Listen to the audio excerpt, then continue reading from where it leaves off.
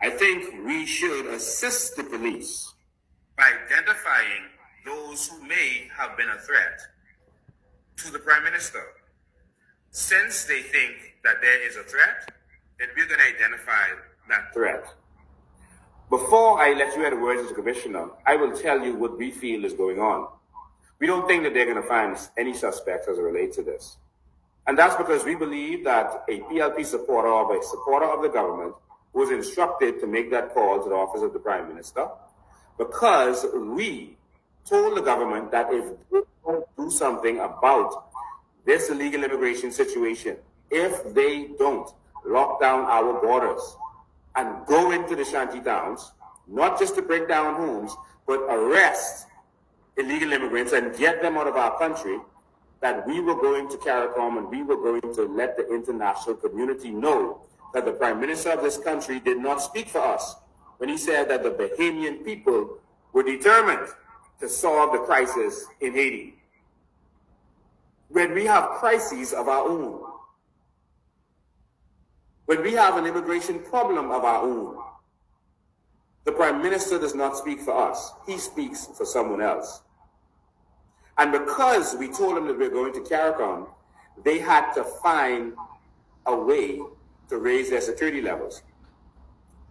In international law, as you saw in the video that preceded this, it is unlawful for the government to stop any peaceful protest, whether they had notice of it or not. It is unlawful.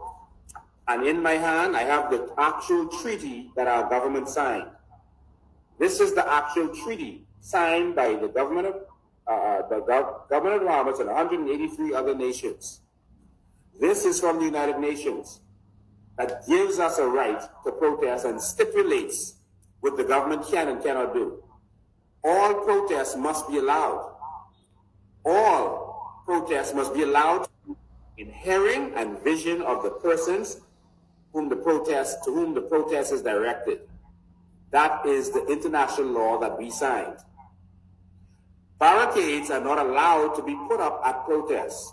Protesters must not be hindered in any way. That is the law, and it is in writing.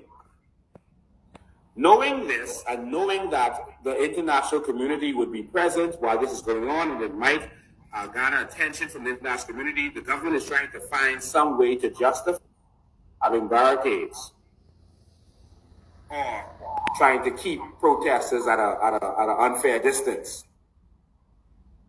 Because they know that if they prevent this protest, that sanctions could be put on the Bahamas by the United Nations, by the United Nations, because of the International Convention on Civil and Political Rights, which I hold in my hand.